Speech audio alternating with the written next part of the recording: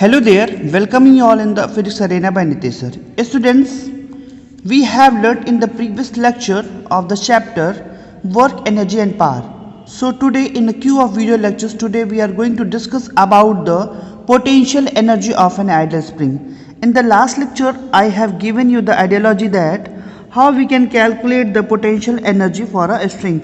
So with the help of that expression, today again I am going to explain how we can calculate the work done by a spring. So let's start, and how much amount of the potential energy is stored by the spring in a normal condition. So let's start with the derivation and its basic concept. Students, what we can observe that as we are knowing that at the rest condition, let us suppose that this is a horizontal plane onto which a spring is placed. Here a spring is placed with which a block is tied. Okay, it is a rest condition. Here this is a rest condition. When there is rest condition, it means that no force is applied, and this is the origin. Okay, and this block is having mass small m. Let us suppose that a force of magnitude F is applied to this block. So what will happen? We can observe that as a force will apply onto this block, the initial position was like this. But now when onto the application of the force, this spring got elongated, and now the position of the block becomes here. That initially it was at position A. Now after getting its stationing, it reaches to the point B. Okay students, so now there is a change in the position takes place. Why? Due to the application of force in the forward direction.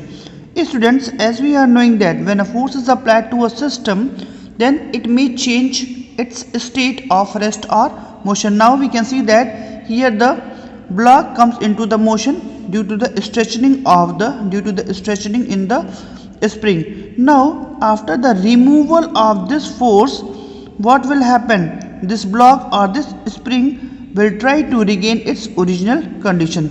So here a force which tries to regain its original state for this spring to which a block is tied, you can see here the displacement occurs, that is x.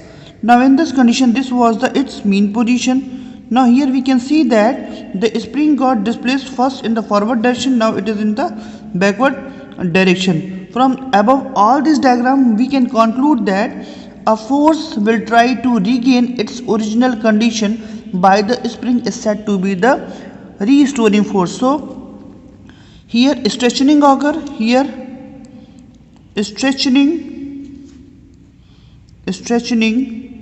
occurs, occurs due to applied force. So that force is, let us suppose that force is F. As we are knowing that the force is directly proportional to the negative sign of the displacement. Okay students, so this force is known as a restoring force. Afterward we will discuss. So here we can also write that the force is equals to, if we introduce a constant term, that is a k, so it will be minus kx, and as we are knowing that the k is also known as a spring constant whose value can be given by minus f by x. Okay students, so from here what we can conclude that the k is spring constant, where k is spring constant. If we are willing to know the value of a spring constant for a particular condition, we should know the amount of the force applied to the spring, and also we have to calculate the displacement occur due to the application of force. Students, let us suppose that in order of stretching of the spring, a small displacement x occur. Okay, so for that, here that if we are applying force F due to which the stretching occur, so there will be a force F dash at the same time occurs to regain its original condition. So what we can conclude that a force a force which tries to a force which tries to regain original condition of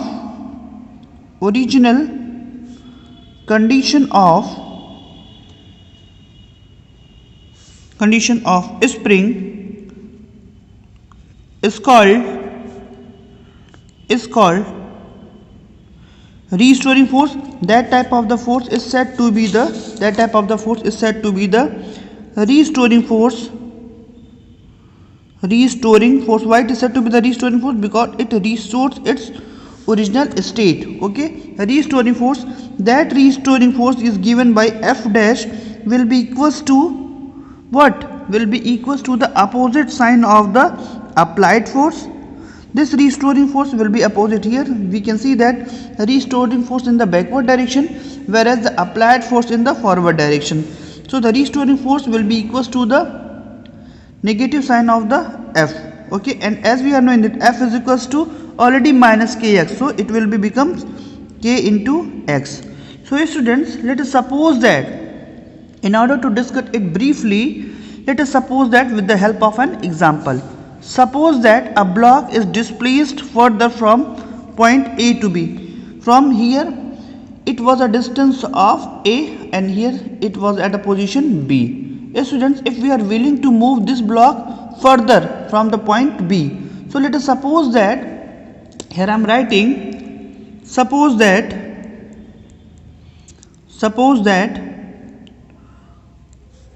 the block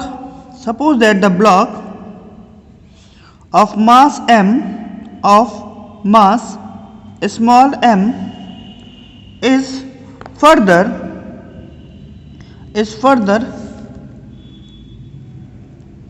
stretching by a displacement of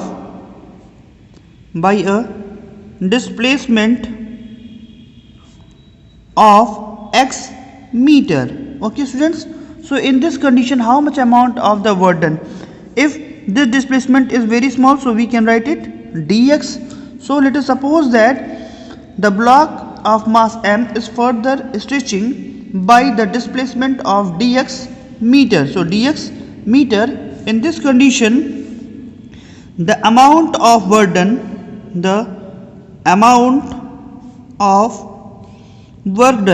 if the displacement is very small, then the work done will be also very small students.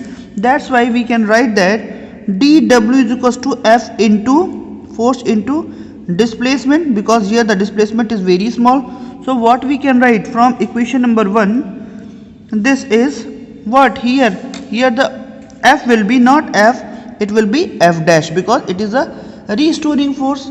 So in this condition F dash is equals to kx we can write, and here that is dx. Students, here we have obtained, let us suppose that this is equation number 2.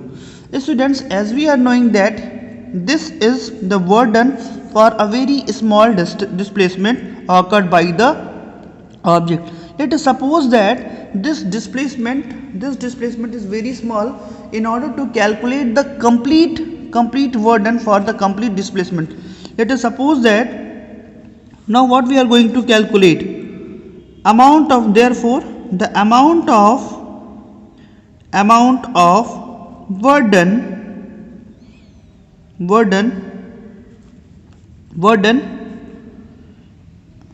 in whole means we are going to calculate the total amount of work done. So it will be what? That is W will be what? Integration of dW. Why integration of dW? It means that if we sum of all the small work done, then we can get the total work done. So this work done will be kx dx, and students, displacement might be 0, means displacement will be 0, maybe 0, okay, or it will be maximum value of the displacement or x. So from here we can calculate the total amount of the work done. So in this way k will be constant. Now x will be integrated with respect to x from 0 to x, where x is said to be the upper limit, this is upper limit, and this is the lower limit. Okay students, so the integration of x, already I have given you the idea in the elementary mathematics that how we can calculate the integration of any variable. So x will be integrated with respect to x, so it will be x square by 2, and we have to put both the upper limit as well as the lower limit. So if we put instead of x the upper limit, that will be x square, and instead of what is this, that is the ones x square, once 0, so square of the 0 will be 0 upon 2. So we can calculate from here that kx square by 2. So from here we can conclude that the total amount of work done by a force will be 1 by 2 kx square. So if someone will ask that what was the amount of work done by a ideal spring, so we can say that that is a half kx square. If someone is asking that how much amount of the stored energy in a ideal spring, then we can also write that this is the half kx square. Yes student, this amount of energy will be also considered as the potential energy possessed by the spring. So if someone is asking that what do you mean by the, or how much amount of the potential energy consists by the spring, so you can write that half kx square. Okay students.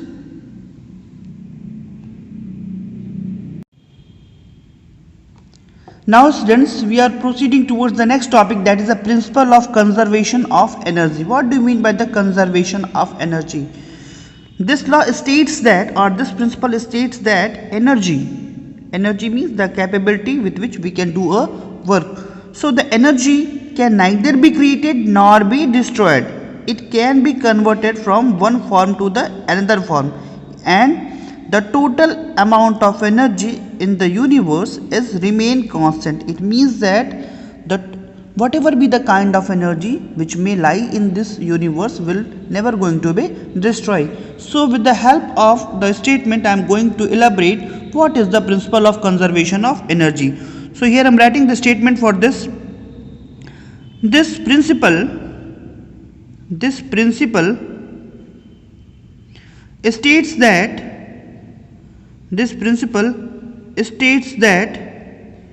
energy means the capability with which we can do a work. The energy can neither be created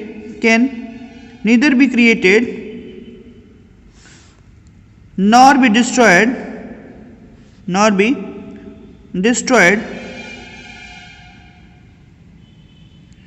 It can change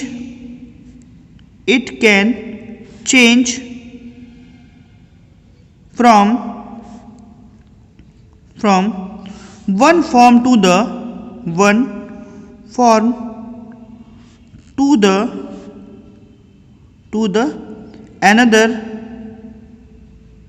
another form.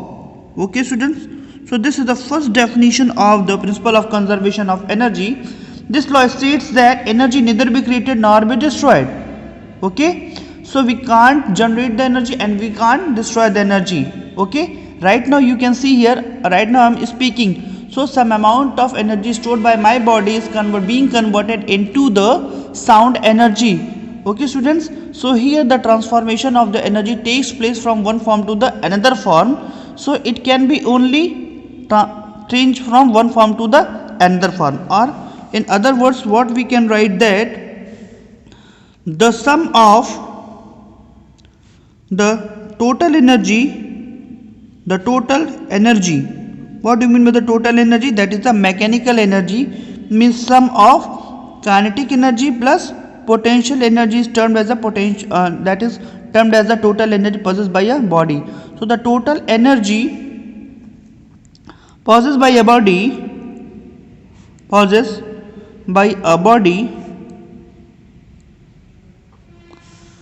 in this universe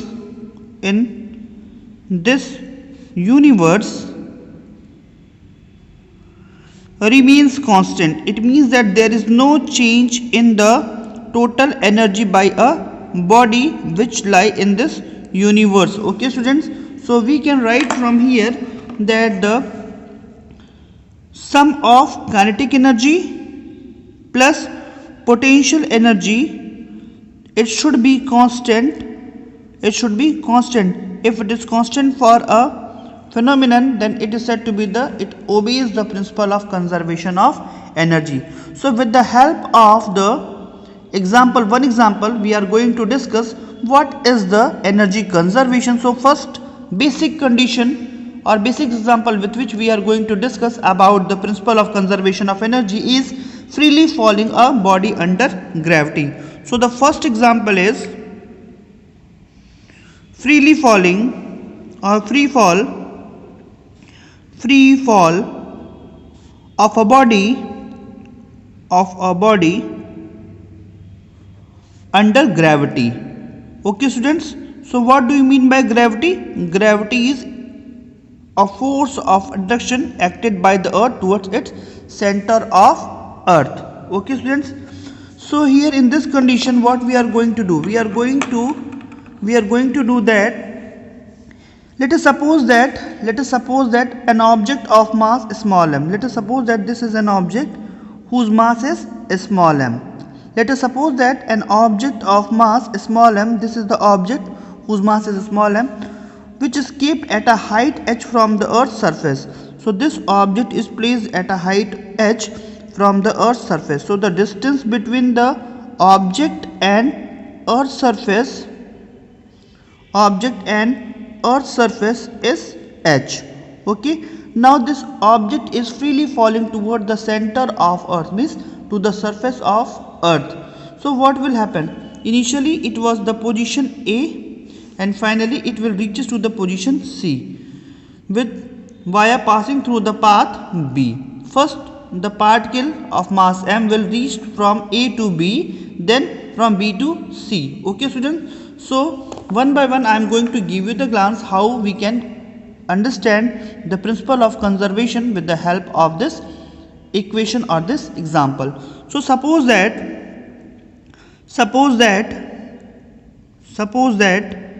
an object of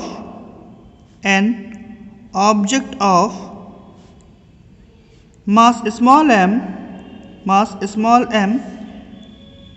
is at rest initially. Let us suppose that the object whose mass is small m is at rest initially. It means that there is no motion occurred in this object. Therefore, and this object is freely falling. This object is freely falling towards earth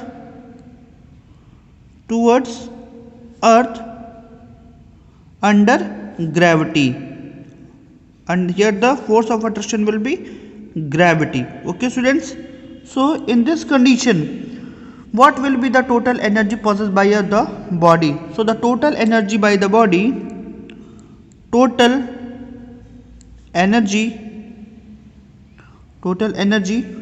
of the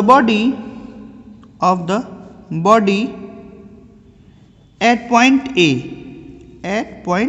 A. So total energy is the sum of kinetic energy and potential energy. When the body is at rest, so it will have only the potential energy. Here it will have only the potential energy and kinetic energy will be 0. Why? Potential energy will be maximum and kinetic energy will be 0. Why? Because it is kept at a height h, so it will be potential energy will be, so here we can write that at this point kinetic energy plus potential energy, and since the body is in the rest, so kinetic energy will be 0 and potential energy will be m, g and h. So in this condition we have calculated that the total energy at point A is m, g and h. We can write that EA, energy at point A, that is mgh. Let us suppose that this is the equation number 1. After certain time t, now this object is reaches to the point B, whose distance from A is x. Let us suppose that now the object reaches to point B by covering a distance of x. So we can see here this point B is located from the earth's surface is at a distance of h the total distance, so h minus x. Okay students, so now suppose during the free fall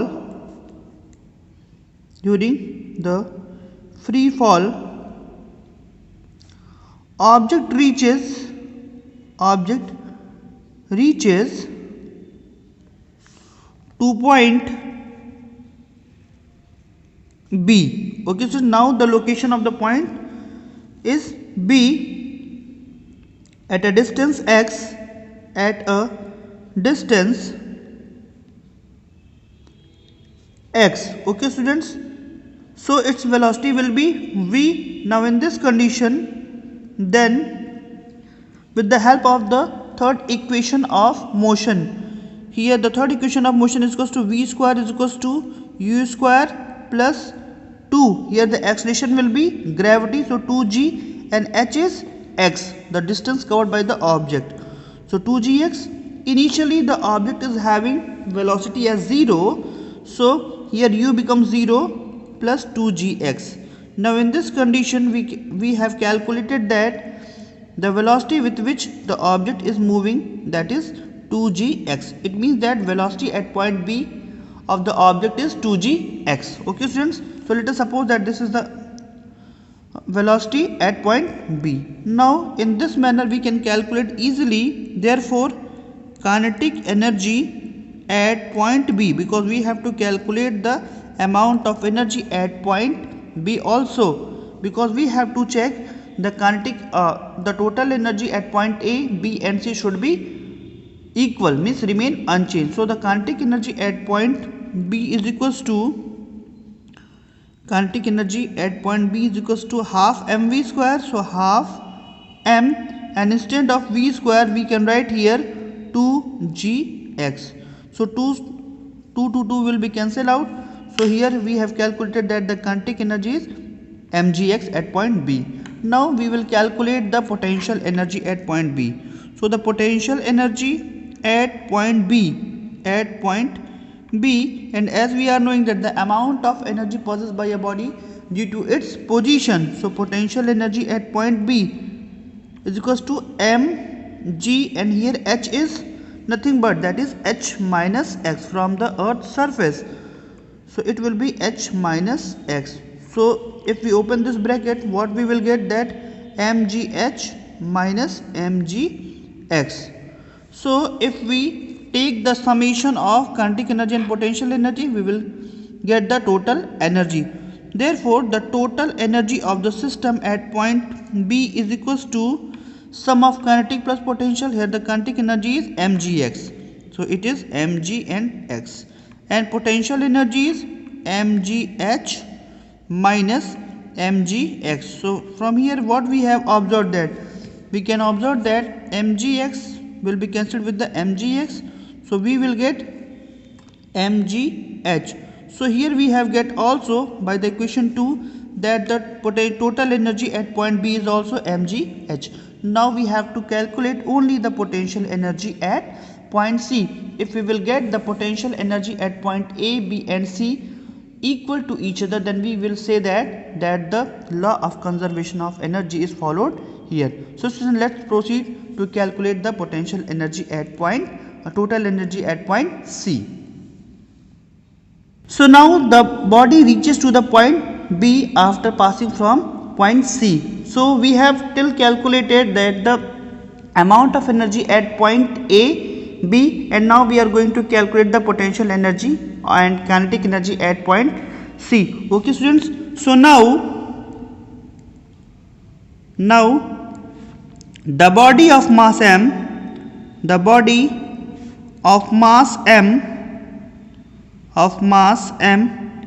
reaches to point C. Okay students, so at point C it will have what amount of the total energy it will have. At point C, what we can conclude, that at point C, which is the lowest point it means that again here the final energy here, as we have know that the body have covered the total distance h, so just striking to the ground, its potential energy becomes 0, okay student, and has only the kinetic energy at that condition, okay students. So at point C, just before striking to the ground,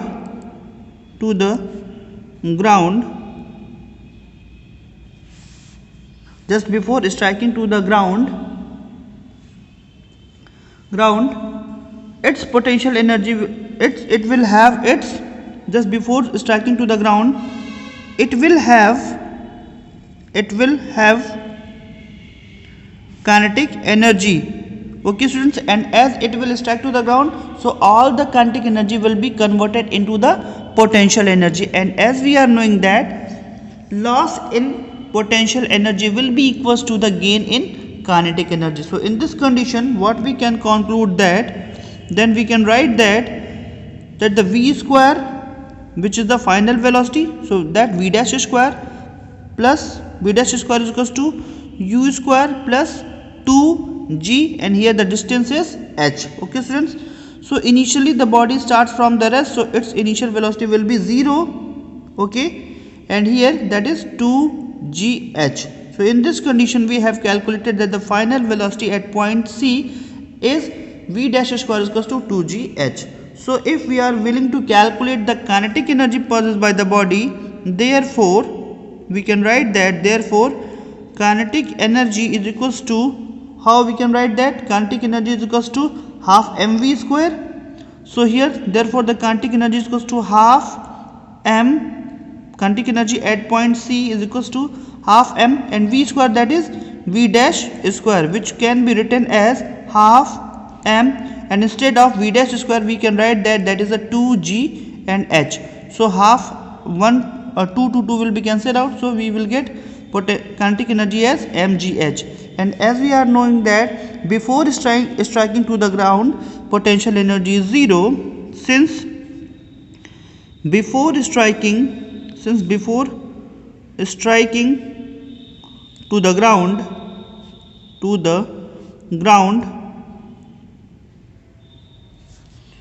potential energy is 0, because this potential energy will be gained by the kinetic energy. Therefore the total energy at point C can be calculated as sum of kinetic energy plus potential energy. Here the kinetic energy is mgh and potential energy is 0. So in this way we can write that the mgh. So from all these three conditions what we have observed that the total energy at point A, total energy at point B, and total energy at point C, which is also termed as a mechanical energy, at all these points are same. So we can conclude that the law of conservation of energy is followed here, okay students. So we have proved here by calculating mgh each and everywhere, mgh at point A and mgh at point B and mgh at point C of the whole journey. So there is no loss in the energy takes place, only any energy converts from one form to the another form. So in this way we have calculated the expression. One more example is there, that is the oscillation of the mass system, okay, spring mass system. So the topic B is what? The next example is oscillation of spring. What do you mean by the oscillation? Okay student, spring mass system. Students, oscillation means that what do you mean by the oscillation? Oscillation means that when a body moves about its mean position to and fro. Oscillation means that motion of a body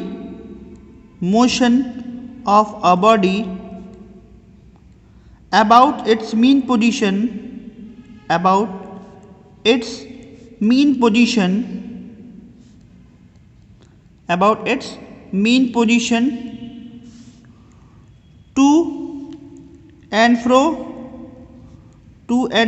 or back and forth. So such type of the motion of the body is said to be the oscillation. And here we are taking the spring mass system. It means that a body of mass small m, which is said to be negligible, is connected with the spring. So with the help of this we can calculate again same the amount of total energy, which is said to be the mechanical energy possessed by a body. Similarly, as we have calculated previously the amount of energy possessed by a body as a spring, that is a half kx square. If this energy will be remain unchanged, then we can say that the oscillation of the spring mass system also followed the laws of conservation of energy. Okay students, so till now we have learned the law of conservation of energy with the help of various examples. Now we are proceeding toward the next topic, that is the different forms of the energy. How many different forms of the energies are there? So let's start with the different forms of the energy. So as we are knowing that there are the different forms of the energies are as follows. Different forms of energy. What are the various forms of the energy? So energy can be achieved in the form of heat energy, light energy,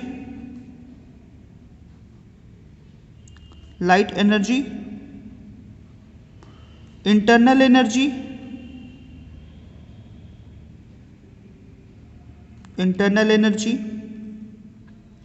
electrical energy,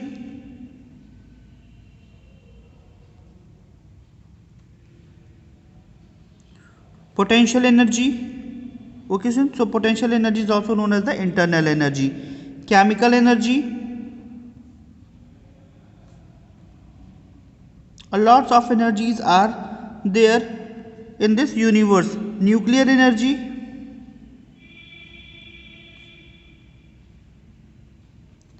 sound energy. Okay, so here I am enlisting various forms of the energies. Sound energy,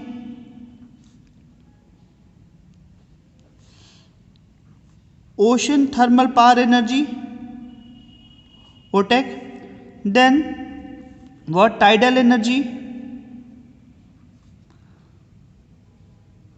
wind energy. So lots of the forms of the energies are there which may exist in our universe. So here are the various forms of the energy which I have enlisted here, that the heat energy, light energy, internal energy, electrical energy, chemical energy, nuclear energy, sound energy, OTEC means ocean thermal energy, and tidal energy, and wind energy. So the various type of the energy are possessed in our surroundings. So these are the various forms. Okay, so now we are proceeding toward the mass energy equivalent. What is the mass energy equivalent? We are proceeding.